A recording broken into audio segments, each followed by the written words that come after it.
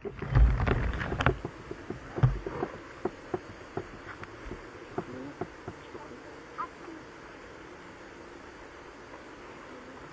soit rendu, Seigneur, pour ton amour, Seigneur, et pour ton pardon, Seigneur, sur nos vies, ta miséricorde, Seigneur, de grâce. C'est toi qui nous as éveillés, Seigneur, à la repentance, Seigneur Jésus, à la nouvelle naissance, par l'œuvre de ton Fils à la croix.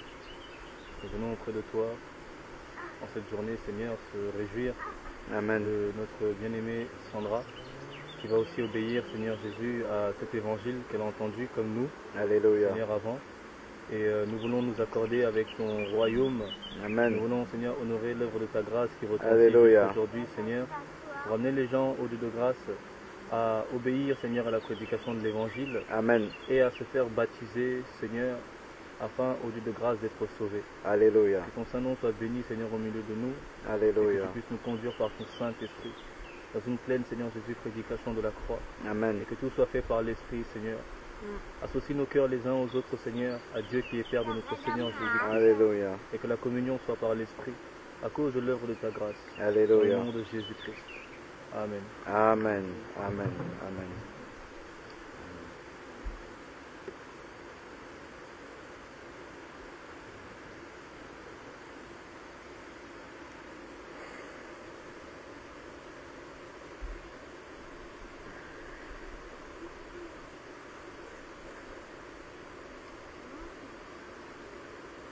Je sais pas si tu peux te présenter du coup pour... Me présenter, je Enfin, sais pas. peut-être pas te présenter, mais du moins, qu'est-ce qui t'a poussé à vouloir en fait te faire baptiser Qu'est-ce qui m'a poussé à me faire baptiser? En fait, j'avais déjà été baptisée, mais par une femme. Et donc, du coup, je m'étais un peu renseignée et on m'avait expliqué par plusieurs frères et sœurs que ils ne savaient pas si c'était interdit, mais il n'y avait aucun exemple dans la Bible qui montrait qu'une femme avait déjà baptisé quelqu'un. Donc, dans ce but-là, moi, j'ai préféré en demander à un autre, en me disant que même si ça n'avait pas été, même si ça n'a pas été accepté par Dieu parce que c'était une femme, qui n'est pas censée avoir une autorité, si j'en faisais un autre, ça ne... Voilà, si l'autre n'était pas bon, bah, le nouveau, bah, ça allait être le bon. Et si l'autre était bon, bah, du coup, ça annulait pas l'autre non plus. Quoi, je sais pas. J'avais cette crainte-là de me dire que si c'est une femme et que si c'est pas le bon, bah, que j'étais dans le faux. Donc, du coup, j'avais cette crainte-là. En fait. D'accord. D'accord. Ok. Ok. Bon. Est-ce qu'on peut ouvrir la Bible? À moins qu'un frère veut prendre la parole, hein, mais par rapport à ce qu'elle dit, il y a quelque chose qui me vient à cœur en fait, parce que le Seigneur dit qu'on doit faire toutes choses avec une pleine conviction. Avec le Seigneur, on ne doit pas faire comme le tiercé, on essaye là, si c'est pas bon là, avant, alors ça va être bon de l'autre côté. Tu vois, non, on doit avoir vraiment une pleine conviction quand on fait quelque chose. Et pour avoir une pleine conviction, il faut que ça soit basé sur la parole de Dieu. Il faut vraiment... Mais c'est bien déjà le fait que tu aies dit qu'on ne voit pas un exemple dans la parole. Ça déjà, c'est un... comment dire, un argument, un élément fort pour se questionner déjà par rapport à ce sujet-là. Est-ce qu'on a déjà vu une femme dans la parole de Dieu baptisée? Tu vois, c'est ça déjà, que ça te porte à te questionner dessus, c'est très bien. C'est vraiment une démarche qui va t'amener toujours à la vérité. Parce que le Seigneur nous dit dans Éphésiens chapitre 2, verset 20, il nous dit que nous sommes fondés sur le fondement des apôtres et des prophètes, Jésus-Christ étant la pierre angulaire. Donc, toute chose que nous voyons pratiquer ou enseigner, nous devons toujours nous assurer que dans la parole de Dieu, Jésus-Christ a enseigné la même chose et a pratiqué ce que nous voyons pratiquer. Les apôtres également l'ont confirmé et l'ont pratiqué également. Donc, si on se demande au temps de Jésus-Christ, est-ce que c'est une femme qui a baptisé Jésus-Christ, par exemple, Jésus-Christ étant le modèle. Il a dit, je suis le chemin, la vérité et la vie. Je suis la porte, celui qui entre par moi vivra, il n'y a pas une autre porte. Il n'y a pas une porte qui soit différente. Donc quand on regarde déjà le modèle que Jésus a montré, on est déjà amené à se poser la question, mais s'il a été baptisé par un frère, est-ce que c'était par hasard que ce soit un frère qui ait baptisé Jésus-Christ? Ah, c'est déjà une première question. Quand on regarde les apôtres, partout où ils marchaient, il y avait des sœurs au milieu des apôtres. Il y avait Marie de Magdala, il y avait Marie la mère de Jean-Marc, ainsi de suite. Il y avait Marie la mère de Jésus, mais jamais on ne voit ces femmes-là qui étaient pourtant là. On ne les voit pas en train de conduire les gens dans les eaux du baptême. La Bible nous dit que Jésus ne baptisait pas, mais c'était ses disciples. Et quand on nous dit ses disciples, on parle des 11 et les 12 qui étaient là au début. Tu vois, donc ça déjà, ça amène à se poser des questions par rapport au baptême. Bon. Dans Éphésiens 2:20, il faut justement, quand on voit pratiquer quelque chose, que Jésus ait pratiqué la même chose ou l'ait enseigné. Donc, si nous regardons dans la parole Éphésiens 4, Éphésiens chapitre 4,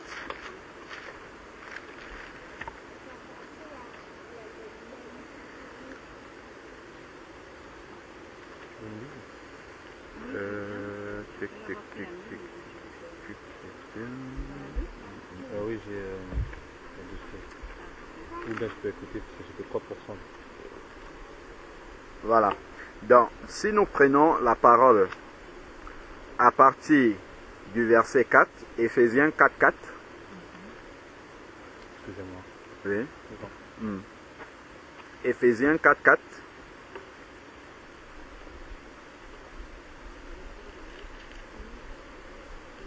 Tu as besoin d'une Bible? Je vais te donner la mienne. Il y a... Ah ouais, là il y en a une. Attends, je crois que j'ai mis dans le mauvais sens. Voilà. Elle est un peu ancienne là. Dans Éphésiens 4, 4 dit, tu as trouvé? Non. Frère, tu peux l'aider à... S'il te plaît. C'est petit. Ah, c'est petit pour toi. Je mets la lettre, mais je n'ai même pas tout. Éphésiens 4, 4. Oui, oui, non, si tu peux l'utiliser. Je pourrais juste parler un peu fort pour que les auditeurs t'entendent. Ah, d'accord, ok. Donc, Éphésiens chapitre 4, verset 4. Comment, maman, qu'est-ce que tu dis? Je dis l'écriture, c'est plus... Tu arrives plus à lire. Oui, c'est plus gros. C'est plus gros, d'accord, ok. Dans Éphésiens 4, 4 dit, il y a un seul corps et un seul esprit. Comme vous avez été appelés à une seule expérience, celle de votre vocation. Donc tout ça, ça nous rappelle encore que il y a un seul Seigneur. D'ailleurs, il va le dire après. Un seul Jésus, pas deux. Et s'il dit je suis le chemin, ça veut dire qu'il n'y en a pas un autre. Il y a un seul chemin. S'il dit je suis la porte des brebis, dans Jean 10, il y a une seule porte. Il n'y a pas une deuxième porte par laquelle on peut quand même essayer d'entrer. Donc ensuite, il dit, votre vocation, il y a un seul Seigneur, Jésus-Christ, dont un seul chemin derrière. Une seule foi, un seul baptême. C'est ce à quoi je voulais arriver. Un seul baptême. Donc en fait, parmi tes baptêmes, si on appelle ça tes baptêmes, après c'est une erreur de langage, mais pour l'instant je le dis comme ça, il y a un seul qui est valable devant Dieu. Donc en fait, aujourd'hui si tu passes dans les eaux du baptême et que c'est le bon baptême, tu ne vas pas te rebaptiser, tu vas te baptiser simplement. Parce que le premier n'était pas le baptême biblique en fait. Il y a un exemple dans Actes des Apôtres chapitre 19, où on a justement des personnes qui ont déjà été baptisées. Et on va voir comment Paul, justement, l'expression qu'il utilise. Dans Acte 19, du verset 1 au verset 7.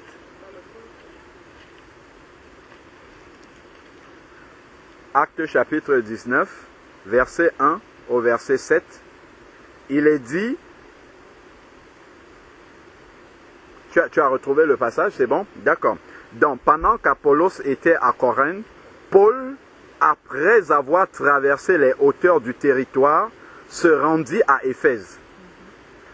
Il rencontra quelques disciples. Donc, ce sont des personnes qui se sont disciplinées à suivre le Seigneur. C'est ça les disciples. Donc ils ont déjà accepté de suivre Jésus-Christ. Bon, donc il a trouvé quelques disciples, ce n'est pas des païens. Et leur dit, avez-vous reçu le Saint-Esprit lorsque vous avez cru? C'est la question qu'il leur pose. Et eux, ils vont dire, ils lui répondirent, nous n'avons même pas entendu dire qu'il y ait un Saint-Esprit. Et tout de suite, la question qu'il leur pose, mais quel baptême avez-vous donc reçu? Parce que pour lui, au plus tard, si on a reçu le baptême, on doit avoir le Saint-Esprit. C'est sûr et certain. Bon, la question n'est pas là, ce n'est pas celle qui nous intéresse. Il dit, ils répondirent le baptême de Jean. C'est écrit là, hein? Le baptême, c'est écrit, c'est un baptême qu'ils ont reçu. Le baptême de Jean. Ensuite, voilà ce que Paul va leur expliquer. Alors Paul dit, Jean a baptisé, c'est écrit baptême, il a vraiment baptisé, c'est-à-dire qu'il a immergé. C'est ça que ça veut dire. Baptiser, c'est baptiser, immerger. Donc, il dit ici, Jean a baptisé du baptême de repentance. D'accord? Il disait au peuple de croire en celui qui venait après lui, c'est-à-dire en Jésus. Donc en fait, il vient d'expliquer que le baptême qu'ils ont reçu, ce n'est pas le baptême chrétien biblique qu'on attend, ce n'est pas le baptême au nom de Jésus-Christ. Parce qu'il y a un seul baptême, il n'y en a pas deux. Même comme on dit, ils ont été baptisés du baptême de Jean, ce n'est pas ce baptême-là qu'on attend pour que quelqu'un soit réellement passé de la mort à la vie. D'accord? Donc ensuite, maintenant, sur ces paroles, regarde, c'est très surprenant ce qui est écrit. Hein. Il fut baptisé, pas rebaptisé, il fut baptisé au nom du Seigneur Jésus-Christ. Parce qu'il n'y a pas d'autre possibilité d'être baptisé plusieurs fois, en fait. Donc on ne dit pas il fut rebaptisé.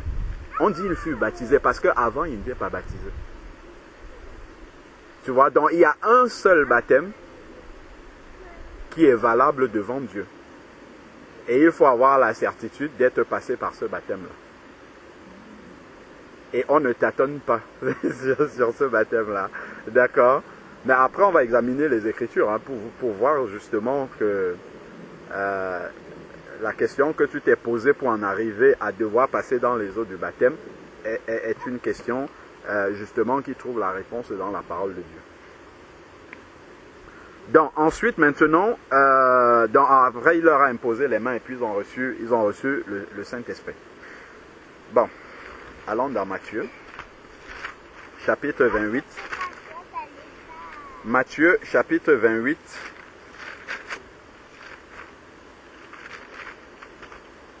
Lorsqu'on prend Matthieu, chapitre 28, au verset 4, Matthieu 28, verset 4. Matthieu 28 oui, Matthieu 28, verset 4. Donc, c'est écrit, c'est bon, tu as trouvé? Oui. Matthieu 28, verset 4, il est dit, donc ça c'est après, au moment de la résurrection de Jésus, les gardes tremblèrent. Donc ça c'est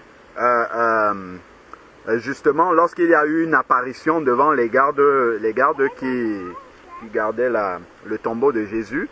Donc les gardes tremblèrent de peur et ils devinrent comme morts parce que des anges étaient apparus. Mais l'ange prit la parole et dit aux femmes, pour vous, n'ayez pas peur, car je sais que vous cherchez Jésus le crucifié.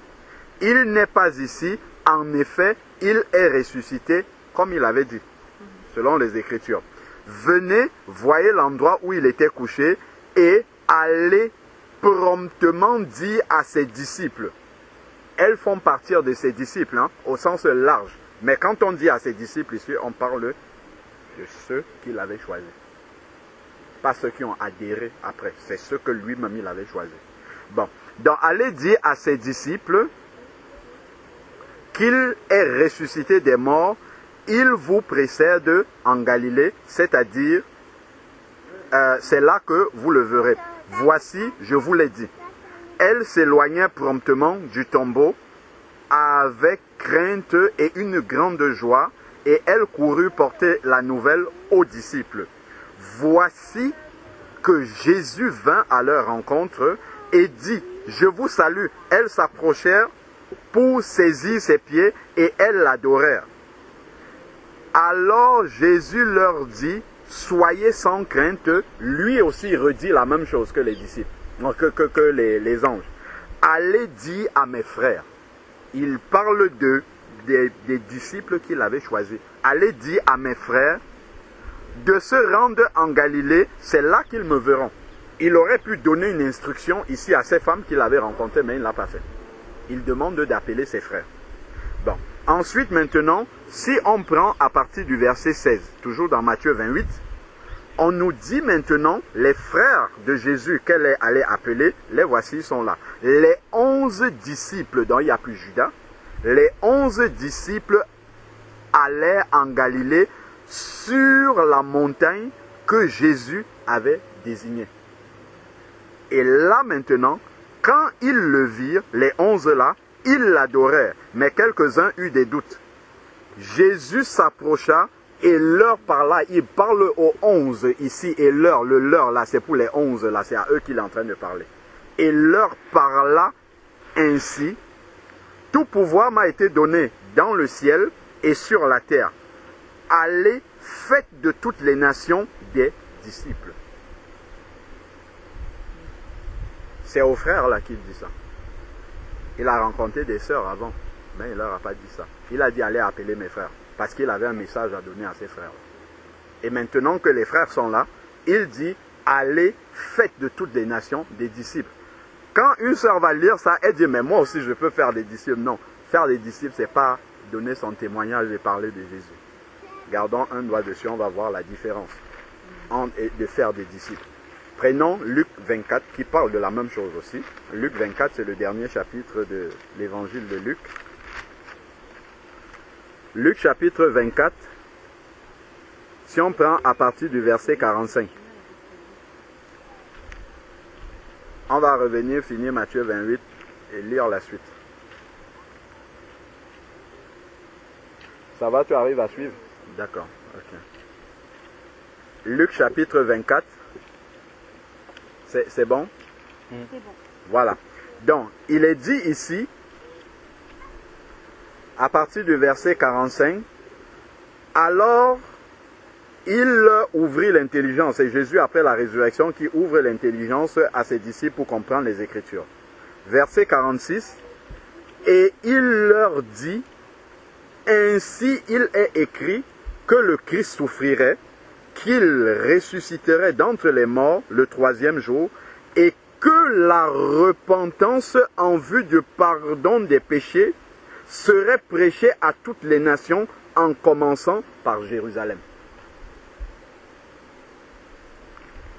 Ce passage-ci, quand tu regardes dans Matthieu 28, il dit « Allez, faites de toutes les nations des disciples, baptisez-les au nom du Père, du Fils et du Saint-Esprit, et enseignez-les. » C'est écrit « Allez et faites de toutes les nations des disciples. » Ici, c'est écrit « La repentance serait prêchée à toutes les nations. » Faire de quelqu'un un disciple, c'est de devoir lui prêcher la repentance, l'amener à la repentance. S'il se repent et qu'il accepte Jésus, il devient un disciple. Et ça, une sœur ne peut pas faire ça. Pourquoi il ne peut pas faire ça? Si tu regardes dans Hébreux chapitre 6, Hébreux chapitre 6, à partir du verset 1, quand je dis une sœur ne peut pas faire ça, en fait c'est un abus de langage, elle peut le faire, mais elle n'a pas l'autorité spirituelle pour le faire, ce qui est différent. Elle peut quand même le faire, mais elle sera dans la désobéissance. Donc voilà. Donc quand je dis elle ne peut pas le faire, en réalité c'est que spirituellement, elle n'est pas autorisée par le Seigneur, elle n'a pas l'approbation du Seigneur pour faire ça. Donc ensuite maintenant, dans Hébreux chapitre 6, verset 1, c'est écrit, c'est pourquoi, Hébreux chapitre 6, tu as trouvé? Allez-y, lisez parce que moi je vais vous retarder. Alors, Non, on va attendre. Hein. C'est bien que tu lises ce qui est écrit. Hein. Il ne faut pas me faire confiance parce que je suis en train de dire des choses. Il faut vérifier dans ta Bible que ce que je dis, c'est ce qui est écrit. Parce que je peux dire Hébreu si je commence à dire et Jésus parla ainsi alors que ce n'est pas ce qui est écrit. Il faut que tu vérifies que les passages que je cite, ce que je dis, c'est ce qui est écrit là dans ta Bible.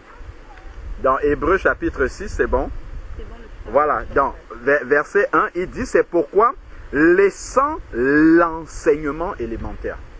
Dans ce dont il va parler, ce sont des choses qui relèvent de l'enseignement. Il dit, laissant l'enseignement élémentaire de la parole du Christ. Donc là, on va parler de l'enseignement. Tendons vers la perfection sans poser de nouveau les fondements. C'est-à-dire sans revenir sur l'enseignement qui concerne ça. Tout ce qu'il va citer là, si tu touches ces domaines-là, tu vas forcément entrer dans l'enseignement. Il dit ici, la repentance des œuvres mortes. Si tu prêches, tu ne peux pas prêcher la repentance, sauf si tu lui donnes le témoignage de ta repentance. Tu ne peux pas expliquer la repentance, prêcher la repentance tout simplement à quelqu'un sans enseigner. Ce n'est pas possible. Parce que pour lui expliquer ça, tu seras obligé d'entrer dans l'enseignement. Après, il y a d'autres, la foi en Dieu, la doctrine des baptêmes. Donc même les baptêmes, ici c'est écrit, ça fait partie de la doctrine. Donc, il faut avoir l'autorité spirituelle du Seigneur pour enseigner, faire l'imposition des mains, prêcher sur la résurrection des morts, le jugement éternel, tout ça. Il faut avoir l'autorisation du Seigneur. Pourtant, c'est écrit dans 1 Timothée 2, je ne permets pas à la femme d'enseigner la parole. Donc, elle ne peut pas toucher les domaines qui sont là, le baptême, ainsi de suite. Il faut une autorité spirituelle pour pouvoir le faire. La repentance, donc faire de quelqu'un un disciple, pouvoir prêcher la repentance, expliquer c'est quoi la repentance, elle n'a pas cette autorité spirituelle. Avant de finir, finissons déjà Matthieu 28. Donc, c'est devant les 11 qu'il dit allez faire des disciples. On a compris pourquoi il n'a pas dit ça aux femmes et c'est devant les 11 qu'il a dit. Mais on va encore l'appuyer avec un exemple pratique dans la parole. Ensuite, il dit baptisez-les. Donc, une sœur ne pourra pas baptiser parce qu'on a vu déjà que le baptême fait partie en fait de l'enseignement doctrinal. On ne prend pas quelqu'un comme ça, on le plonge dans les eaux du baptême et puis c'est terminé. Non. Il doit entendre la parole de Dieu. D'abord, son cœur doit être touché par la parole de Dieu. Et ensuite, maintenant, il va demander à passer dans les eaux du baptême. On a ce cheminement-là dans Actes chapitre 2. Le jour de la Pentecôte, regarde dans Actes chapitre 2.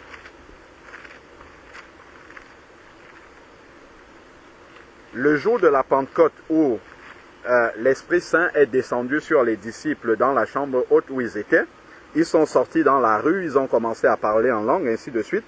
Et à partir du verset 14, acte 2, verset 14, Pierre va commencer à prêcher la parole de Dieu. Alors Pierre, debout, avec les 11, éleva la voix et s'exprima en ces termes. Je rappelle que parmi ceux qui sont sortis là, il y avait les sœurs. Hein. C'est écrit dans Actes chapitre 1, verset 14. Actes chapitre 1, verset 14. D'ailleurs, on peut commencer au 13.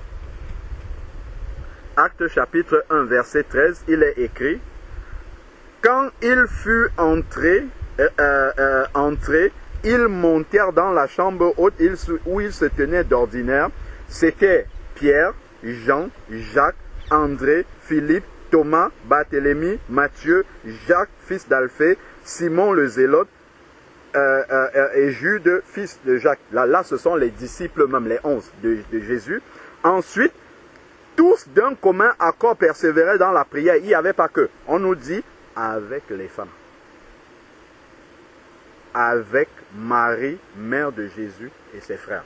Donc il y avait les femmes. Ce n'est pas une seule fois. Il y avait les femmes parmi lesquelles Marie. Donc il y avait des femmes dans la chambre haute. Et il y avait Marie de Magdala dans la chambre haute également. Celle qui a été la première à voir Jésus après la résurrection.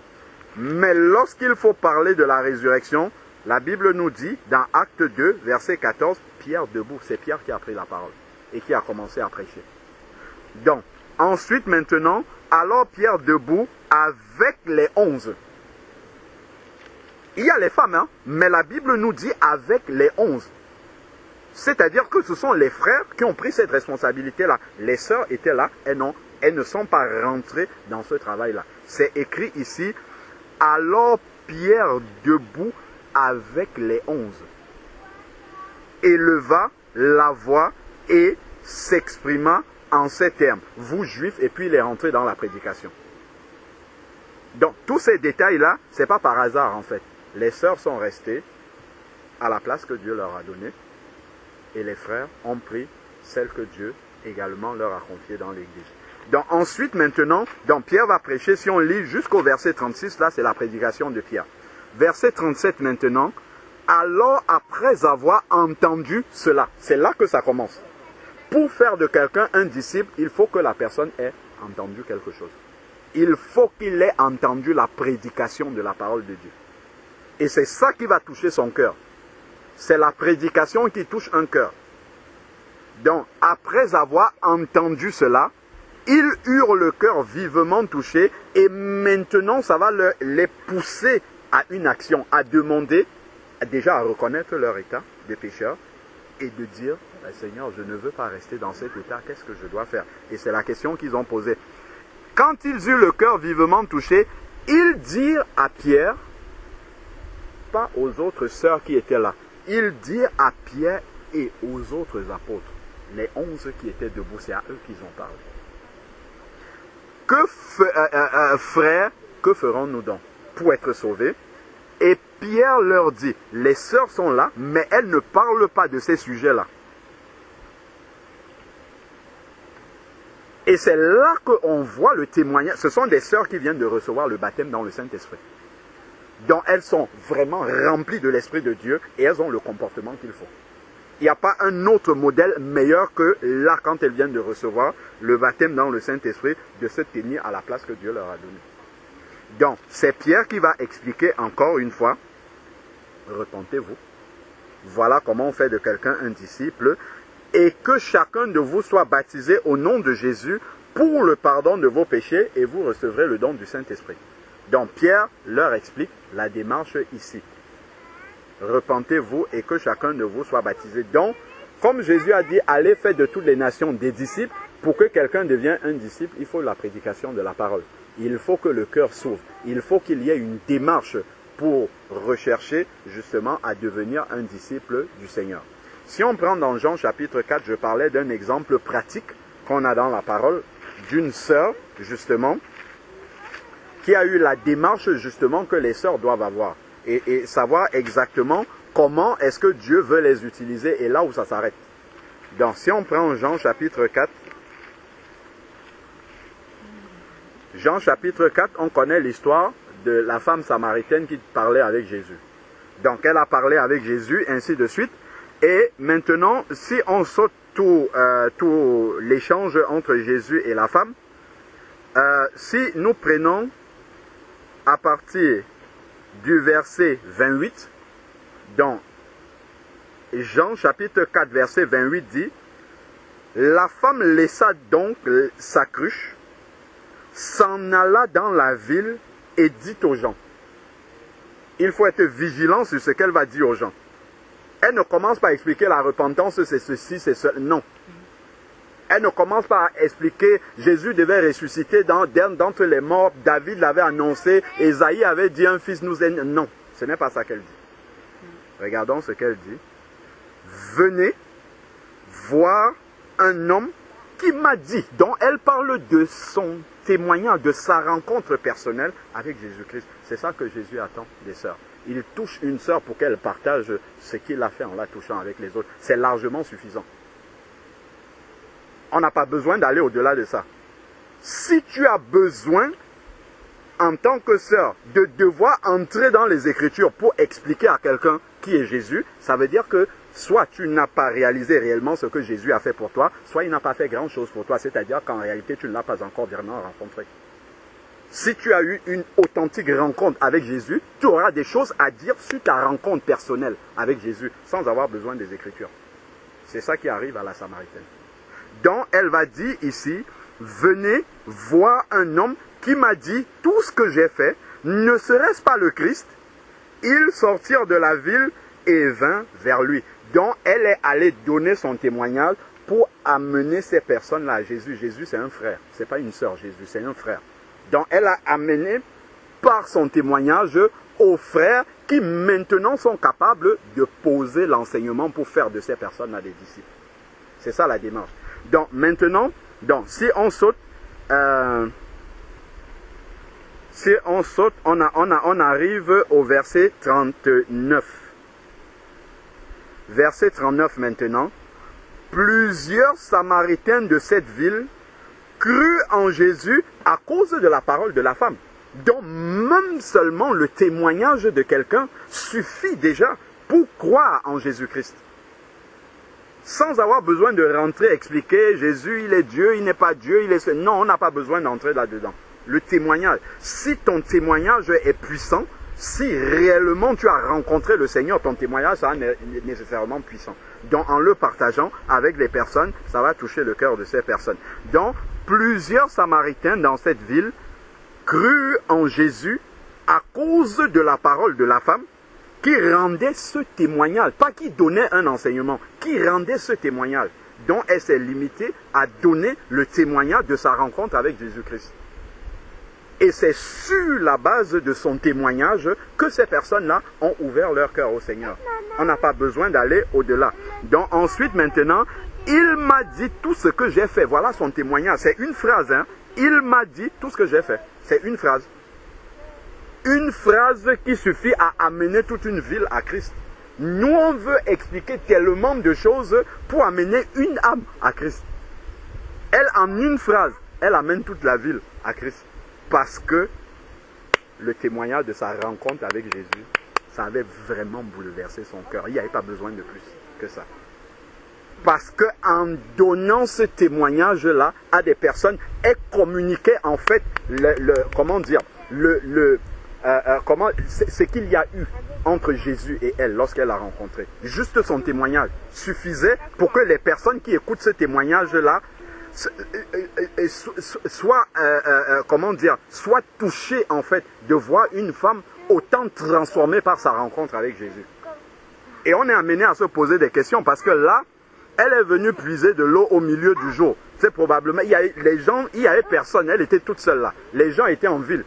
Bon, après, quand elle parle avec Jésus, on a quelques éléments de réponse. Est-ce qu'elle avait peur de venir devant les gens?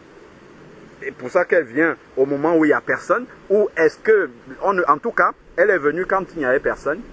Et c'est elle qui court maintenant pour rencontrer ces personnes-là, pour leur dire ce que Jésus a fait pour elle, ce que Jésus a dit dans sa vie. Donc ça, sur la base de ce témoignage, des gens ont été touchés. Ensuite, maintenant, verset 40, aussi quand les Samaritains vinrent à lui. Le but n'était pas d'amener ces Samaritains à elles-mêmes. Non, c'était de, par son témoignage, les amener à Jésus. Les amener à la source, là où ils peuvent recevoir vraiment cette parole de vie. Et aujourd'hui, Jésus n'est plus physiquement présent, mais il prêche encore au travers de ses frères qui sont là. Comme il avait dit, allez dire à mes frères. Donc ensuite, maintenant, il est dit ici, aussi, donc, il vint à lui, ils le prièrent de rester auprès d'eux et il resta 2 jours. Il fut encore beaucoup plus nombreux à croire à cause de sa parole. Ça, ce n'est plus la parole de la femme maintenant, c'est la parole de Jésus. Lorsque les personnes sont déjà touchées par le témoignage d'une sœur et qu'ils viennent maintenant, ils veulent en savoir plus, on les amène à un frère qui va entrer maintenant, poser des enseignements comme Pierre a fait là, poser l'enseignement sur la repentance, c'est le premier. Et là maintenant, la Bible nous dit, il fut encore plus nombreux et il disait à la femme, ce n'est plus à cause de tes dires que nous croyons, car nous l'avons entendu nous-mêmes et nous savons que c'est vraiment le Sauveur du monde. Donc voilà comment une sœur peut faire le travail d'amener des âmes à Christ, basé sur son témoignage personnel. Donc là déjà, on voit, et si on prend maintenant tous les baptêmes qu'on a dans la parole de Dieu, en commençant dans Acte 2, on a déjà vu que c'était les 11 qui étaient là, qui ont conduit les 3000, il y avait 3000 là, dans les eaux du baptême. Si on avance plus loin, on va voir dans Acte chapitre 8, l'eunuque éthiopien s'est baptisé, c'est Philippe qui l'a baptisé. Si on avance un peu plus loin, acte 9, on va voir le baptême de Saul de Tarse. C'est un disciple, un frère qui s'appelle Ananias qui l'a baptisé. Si on avance dans acte 10, on va voir Pierre s'est rendu chez Corneille avec des frères, des circoncis, des frères qui étaient là. C'est eux qui ont baptisé les personnes chez Corneille. Si on avance plus loin, on va voir dans Actes chapitre 14 ou bien chapitre 16, on va voir que c'est Paul avec les frères qui étaient avec lui qui ont baptisé Lydie et d'autres personnes qui étaient dans cette ville-là. Si on avance plus loin, on a lu là dans Acte 19, on va encore voir que c'est Paul qui a baptisé les 12 personnes là dont il disait, est-ce que vous avez reçu le Saint-Esprit? Donc tous ces exemples-là nous montrent toujours que à chaque fois, ce sont des frères qui ont baptisé dans la parole. Maintenant, si on revient à la signification, une des significations du baptême, il y a plusieurs, il y a plusieurs significations dans le baptême, comme par exemple l'engagement de bonne conscience. C'est une signification du baptême, mais ce n'est pas celle-là. Celle sur laquelle je veux attirer notre attention, c'est le symbole de la mort et de la résurrection. C'est écrit dans Romains chapitre 6, Romains 6, parlant du baptême. Romains chapitre 6, à partir du verset 3. Romains chapitre 6, à partir du verset 3, nous dit, ignorez-vous que nous tous qui avons été baptisés en Jésus-Christ, c'est en sa mort que nous avons été baptisés. Donc l'immersion, en fait allusion à l'ensevelissement de Jésus-Christ. Et pour nous, ça représente l'ensevelissement de notre ancienne vie. D'accord? Donc ensuite, maintenant, il est dit, nous avons, dans le verset 4, été ensevelis avec lui dans sa mort par le baptême, c'est-à-dire par l'immersion, baptisé, baptiso, immergé. Par l'immersion, notre ancienne vie a été enterrée, elle a été ensevelie. Et pourquoi on enterre notre ancienne vie? Éphésiens, garde un doigt dessus, Éphésiens chapitre 2, Éphésiens chapitre 2 verset 1. Éphésiens chapitre 2 verset 1.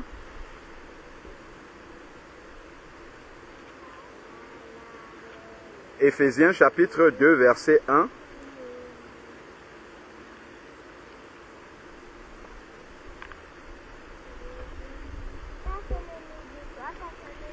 Éphésiens chapitre 2 verset 1 dit, pour vous, vous étiez morts par vos fautes et par vos offenses. Donc avant de connaître Jésus-Christ, on était morts. C'est-à-dire que notre esprit était complètement dans la mort. Quand on a un mort, qu'est-ce qu'on fait de lui? On l'enterre. Voilà. Donc le baptême, c'est effectivement l'enterrement de celui qu'on était avant. Celui que la Bible dit là qu'il était mort. Donc, on revient dans Romains. Vous avez été ensevelis, Romains chapitre 6 verset 4, vous avez été ensevelis avec lui dans la mort. Donc l'ancienne vie est enterrée, est ensevelie dans les eaux du baptême. Et normalement, quand on enterre quelqu'un, déjà quand quelqu'un est mort, je ne sais pas si tu as déjà vu un corps, est-ce que la personne bouge encore? Est-ce qu'il y a une main qui bouge? Si la personne bouge, on sait qu'elle n'est pas morte. Bon. Le Seigneur, non seulement, il s'assure qu'on soit mort, donc on ne bouge plus. Il aurait pu nous laisser déjà morts comme ça. Mais, pour qu'il soit sûr vraiment qu'on ne bouge plus, on prend encore ce mort-là, on le met dans l'eau. Donc on le met dans la terre, on l'enterre et on referme. Pour enterrer un mort, je sais, on doit creuser au moins 1,5 mètre, 2 mètres. Pour qu'il reste le plus au fond possible. Pour que l'odeur de la mort ne remonte pas et infeste ceux qui sont encore vivants. C'est comme ça qu'on doit être séparé de notre ancienne vie. dans ce qu'on pratiquait avant, dans notre ancienne vie, si on était querelleur, si on était jaloux, si on avait toutes sortes de formes de convoitises dans ce monde, c'est de cette manière-là, non seulement on doit être mort à ces convoitises-là, mais Dieu a pris le soin que le corps, notre corps-là, de notre ancienne vie, soit enseveli le plus profondément possible. C'est pour ça qu'on immerge, on ne met pas les gouttes d'eau sur la tête. On doit ensevelir cette personne-là pour que même la mauvaise odeur de notre ancienne vie ne vienne pas infester la nouvelle vie qu'on aura. Qu'il y ait vraiment une séparation. Comme il y a une séparation entre les morts qui sont dans la tombe et nous les vivants, il faut qu'il y ait une aussi grande séparation entre notre ancienne vie et notre nouvelle vie. C'est aussi cela qu'il y a derrière l'ensevelissement du baptême. Ensuite, maintenant, il va dire afin que, parce qu'on a été enseveli, il y a un but, afin que, comme Christ est ressuscité d'entre les morts, par la gloire du Père, de même nous aussi, nous marchions en nouveauté de vie. C'est-à-dire que nous ressuscitions à une vie complètement nouvelle, pour marcher d'une manière digne du Seigneur. Le Seigneur appelle ça produire des fruits dignes de la repentance. C'est-à-dire le fait de s'être repenti entraîne nécessairement un changement de vie. Pour que le baptême soit réel, valide, il faut qu'il soit suivi d'une vie transformée, d'une vie changée. Parce que celui qui a été enterré, ça ne peut pas être le même qui ressort et qui marche. C'est une nouvelle personne qui revient. Donc, nous avons été ensevelis avec lui afin de marcher en nouveauté de vie. Dans le baptême, on a compris, tu peux le retrouver aussi dans Colossiens chapitre 2 verset 12, ensevelis avec lui par le baptême, vous êtes aussi ressuscités avec lui par la foi en la puissance de Dieu qui l'a ressuscité d'entre les morts. Et il dit qu'on était mort, c'est ça. Vous étiez morts par vos offenses. Donc, dans la signification du baptême, il y a aussi ce symbole de la mort à notre ancienne vie et la résurrection à une vie nouvelle. Le baptême, c'est un enterrement. D'accord? Maintenant, si on quitte de la signification spirituelle des choses, pour revenir à la signification physique, est-ce que dans ta Bible, dans le domaine physique, tu as déjà vu une femme enterrer un mort? Je vais nous donner quelques exemples. Allons voir. Actes chapitre 7, lorsque Étienne est mort dans la Bible. Actes chapitre 7. Avant même Étienne, on peut commencer par Ananias et Saphira, acte 5. Acte chapitre 5. Donc, on a Ananias et Saphira. Donc, si on prend acte 5 à partir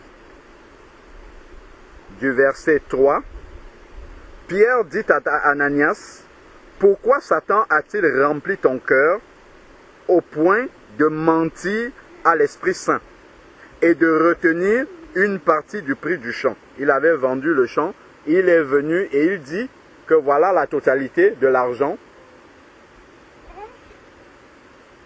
qui est le produit de la vente du champ, alors qu'il avait gardé une partie dont il a menti.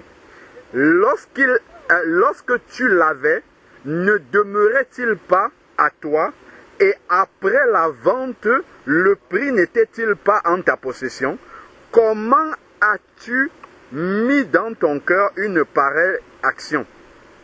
Ce n'est pas à des hommes que tu as menti, mais à Dieu. C'est ce que Pierre dit à Ananias. Et qu'est-ce qui se passe? Ananias a entendu ces paroles, tomba et expira. Ça, c'est dans le monde physique là. Une grande crainte saisit tous les auditeurs. Regardons ce qui est écrit ici. Les jeunes gens se levèrent, l'enveloppèrent, l'emportèrent et l'ensevelirent. Ce ne sont pas les jeunes filles qui se sont levées, ce sont des jeunes gens, ce sont des jeunes garçons qui se sont levés pour le faire.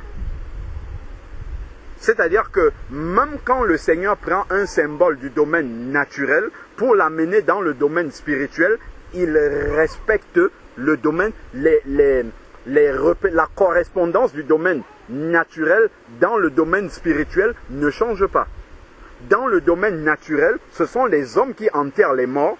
Dans le domaine spirituel, ce sont des frères qui baptisent les personnes, qui les ensevelissent dans les eaux du baptême. Donc voilà déjà un premier exemple ici avec Ananias. Ensuite maintenant, regarde, environ 3 heures plus tard, verset 7, sa femme entra sans savoir ce qui était arrivé. Pierre lui adressa la parole, dis-moi, est-ce à tel prix que vous avez vendu le champ? Lui répondit-elle, c'est à ce prix-là. Alors Pierre dit, comment vous êtes-vous accordé pour tenter l'Esprit du Seigneur? Voici ceux qui ont enseveli. Ce n'est pas voici celles qui ont enseveli, c'est voici ceux qui ont enseveli. Donc ce sont des frères qui ont enseveli Ananias. Voici ceux qui ont enseveli ton mari, sont à la porte. Ils t'emporteront. À l'instant, elle tomba à ses pieds et expira. Les jeunes gens, toujours comme le mari, ce n'est pas les jeunes filles, c'est les jeunes gens.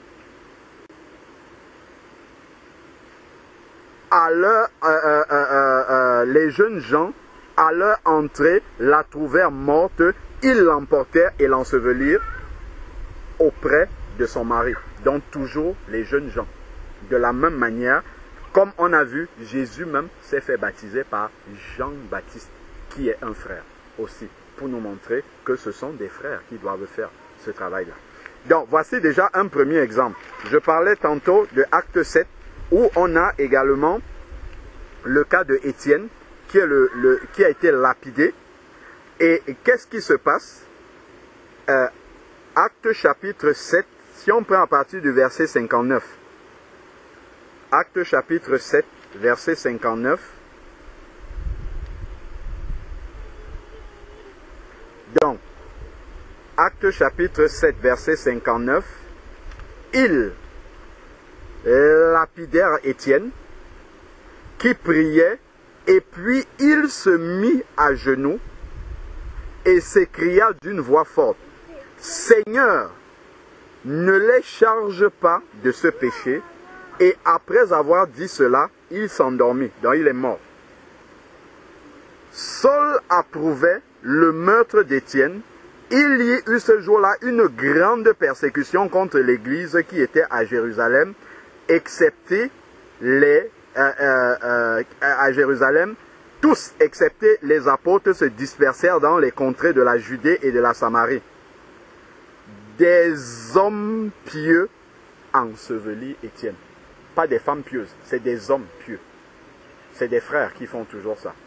Donc, on ne va pas trouver un cas où des sœurs sont en train d'ensevelir, dans les cas que la Bible nous montre ici.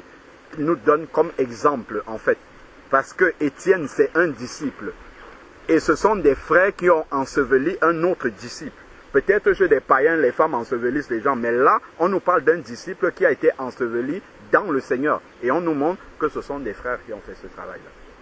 Et ça, c'est vraiment à l'image du baptême. Ce sont des frères qui ont enseveli Étienne.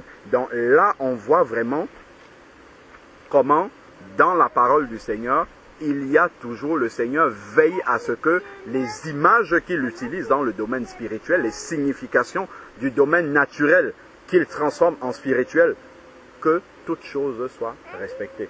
Et tout ceci, ça nous montre vraiment que une sœur n'a pas du tout l'autorité spirituelle de pouvoir baptiser quelqu'un et que cela soit valable devant Dieu. Donc, si on a pris le temps de rentrer dans la parole comme ça, c'est pour que ce que tu vas faire soit le fruit d'une réelle conviction. Parce que la Bible dit que vous connaîtrez la vérité et la vérité vous affranchira. Et cette vérité-là ne doit venir que de la parole de Dieu. Donc, il ne faut pas aller t'engager dans les eaux du baptême en tâtonnant. Il faut que ça repose sur une vraie conviction de la parole de Dieu. Parce que tu as lu et tu as vu véritablement que ce que j'avais fait, je croyais appeler ça baptême, mais en réalité la Bible ne le reconnaît pas comme baptême. Parce que je ne peux pas réussir, dans tout ce qu'on a lu là, je ne peux pas réussir à identifier mon baptême avec un cas quelconque dans la parole du Seigneur. Est-ce que ça te convainc maintenant un peu plus? Donc, si tu rencontres d'autres personnes et que tu leur donnes ton témoignage, tu vas dire, avant je croyais être baptisé, mais je n'étais pas baptisé. Maintenant, j'ai régularisé mon baptême devant Dieu. Et c'est complètement différent de dire, je fais aussi ce baptême-ci, au moins un des deux sera valable devant Dieu. Tu vois, c'était justement pour lever en fait cette phrase-là que tu as dite, qu'on a pris le temps dans les Écritures pour que tu vois toi-même, que tu aies cette conviction-là que, en fait, la démarche que j'effectue, c'est vraiment la démarche biblique qu'il faut faire. Parce que le chemin, le Seigneur a un seul chemin, une seule vérité, une seule vie, une seule porte par laquelle on entre, un seul baptême. Il ne peut pas avoir deux, si ce n'est pas l'un, c'est l'autre. Non, il y a une seule vérité. C'est clair maintenant? Gloire à Dieu. Donc si un jour, tu trouves une sœur qui a fait la même erreur que toi parce qu'elle ne savait pas, en lui parlant, il y aura cette conviction-là parce que ça vient des Écritures. Alors que si tu lui dis, bon, comme moi je n'étais pas sûr, je me suis quand même fait baptiser par des frères. Comme ça, au moins un des deux, elle va dire, bon, mais dans ce cas, comme toi-même tu n'es pas sûr, ça se trouve le mien est valable aussi. Et elle restera. Alors que maintenant, ayant vu toi-même dans la parole, quand tu vas voir une sœur qui a été baptisée par une sœur, tu lui dis, attention ma sœur, c'est bien, tu es avec le Seigneur, mais vraiment, regarde dans la parole du Seigneur, regarde tous ces cas-là. Tu ne peux pas identifier ce que tu as fait là dans la parole du Seigneur. D'accord? Que Dieu soit béni. Je ne sais pas si tu as une question par rapport à tout ce qui a été dit là.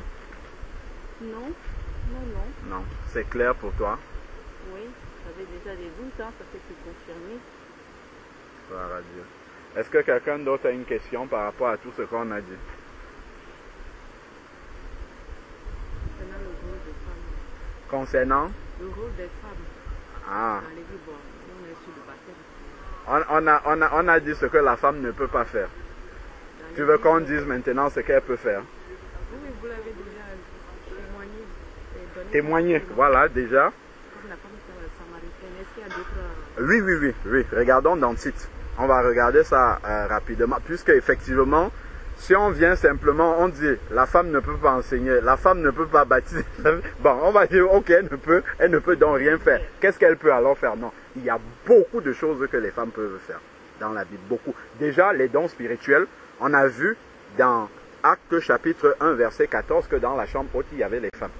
Donc elles ont reçu aussi les langues de feu, elles parlaient aussi en langue comme les autres. Dans les dons spirituels, les femmes peuvent l'exercer.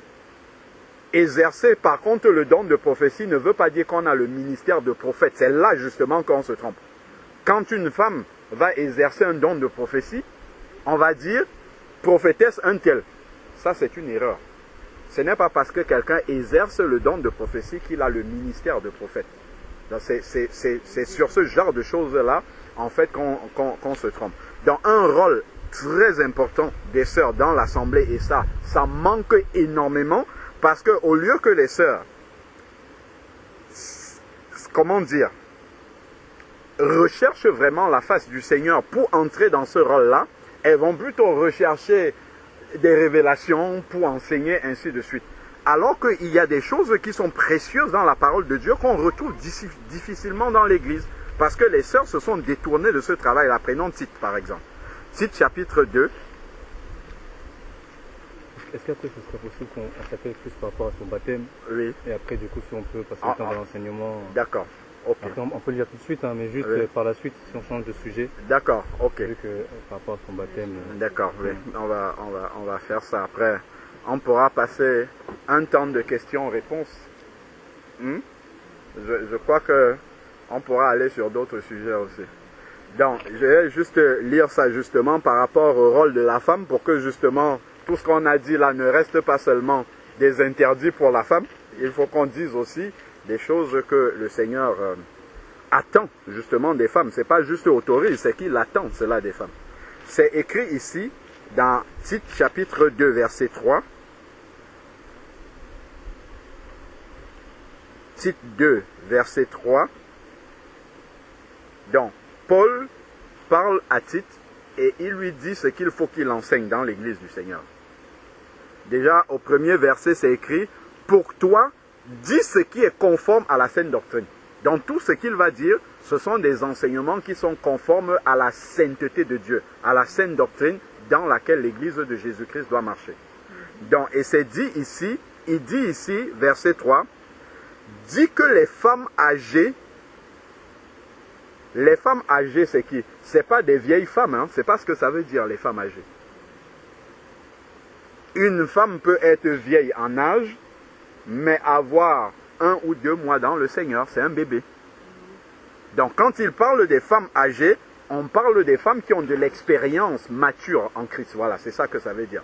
Donc, dit que les femmes âgées doivent aussi avoir l'extérieur qui convient à la sainteté. Donc, une femme âgée, en faisant attention seulement à son extérieur, c'est une prédication déjà. C'est une prédication sans parler. Pour ceux qui la voient, c'est une prédication déjà. Parce que, au regard de son expérience dans la foi, quand on voit la manière dont elle est habillée, ceux qui sont plus jeunes se disent, voilà quelqu'un qui a déjà cheminé avec le Seigneur, c'est vers ça que je dois tendre.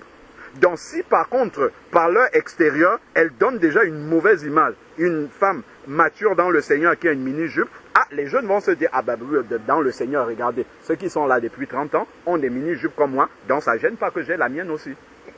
Tu vois, comment est-ce que, juste par une attitude, on peut déjà entraîner et égarer les plus jeunes? Parce que les plus jeunes s'identifient aux plus anciens. Ils ne connaissent pas encore la parole, ils ne connaissent pas la doctrine. Ils se disent, la manière dont les plus anciens marchent, vu qu'ils connaissent certainement mieux que moi, ça veut dire que c'est certainement comme ils font, c'est ça la bonne façon de faire. Donc, l'extérieur qui convient à la sainteté, on sait que les sœurs ont une plus grande attirance pour soigner l'extérieur que les frères. C'est Dieu qui nous a créés. Hein. Il sait que la sœur aura, de manière générale, hein, après il y a des frères qui aiment bien être beaux et tout ça, mais de manière générale, en fait, la femme va toujours avoir une tendance vers être coquette, vers frapper le regard. Ça, c'est quelque chose qui est inné, en fait. Si on va comme ça dans un magasin de vêtements, où il y a des vêtements hommes et femmes, tout mélangés, si on commence à observer, vous allez voir que les femmes, de manière générale, auront plus tendance à aller vers les vêtements, les colliers, ainsi de suite, naturellement. Même si elles n'avaient pas ça au programme. Alors que souvent, un homme, il vient, il prend ce qu'il a à prendre, il sort, il part. Mais la femme va s'attarder sur ces choses-là. C'est en elle, en fait. C'est pour ça que le Seigneur parle par rapport à ça, parce qu'il sait les convoitises qui sont dans le cœur de la femme, et il faut qu'en Christ, ces convoitises-là partent. Donc c'est pourquoi il parle de l'extérieur qui conviennent à la sainteté. Elles ne doivent pas être médisantes. Si une jeune fille vient de l'assemblée, vient toi en tant qu'aîné, elle vient te dire, tel a fait, tu as vu que tel a encore fait ça, ainsi de suite, tu dois la reprendre. Tu dois lui dire, attention, ma fille en Christ, c'est pas comme ça que ça se passe. C'est pas comme ça, en Christ, on n'est pas médisant. Au contraire, si ta sœur a péché, va vers elle, dis-lui ce que tu as fait, ce n'est pas bien. Viens, on va prier pour que tu en sois délivré. C'est plutôt dans ce sens-là, dont elles ont ce rôle-là d'éducation, en fait, éduquer les plus jeunes. Donc ensuite, ici, il est dit, ni médisante, ni asservie aux excès de vin. C'est un travail qu'elles doivent faire sur elles. Qu'elles doivent donner de bonnes instructions. Bon, quand quelqu'un lit ça, il dit oui, une femme peut enseigner d'autres femmes, c'est pas ce que ça veut dire. Instruire, ça veut dire c'est prêcher par l'exemple, c'est montrer l'exemple en fait.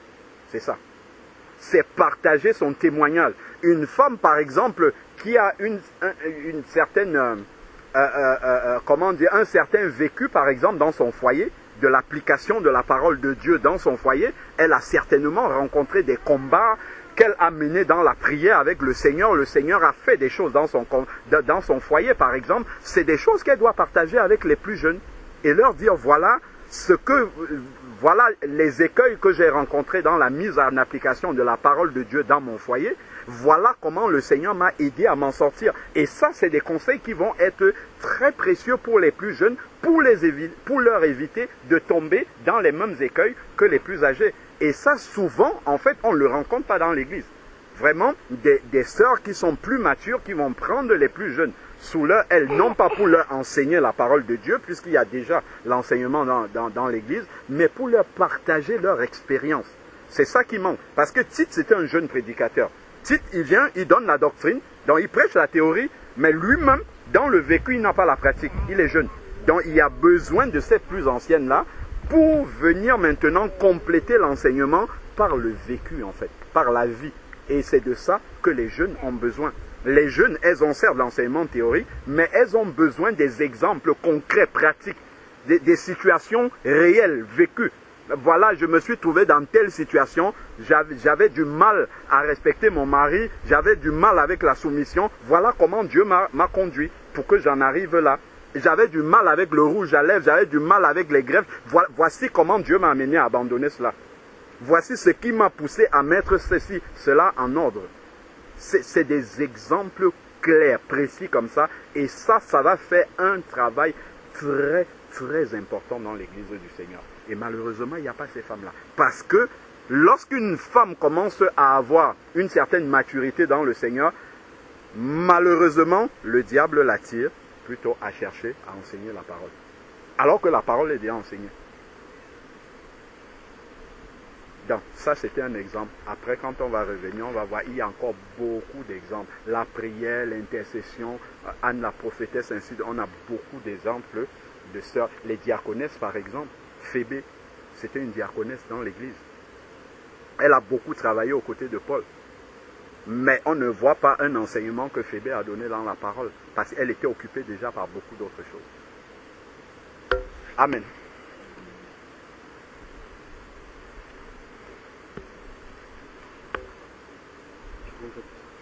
Ça reste à sacrifier.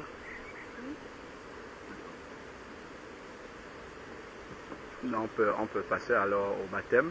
Et après, si Dieu veut, on va continuer le partage. S'il y a d'autres questions, on pourra continuer à partager.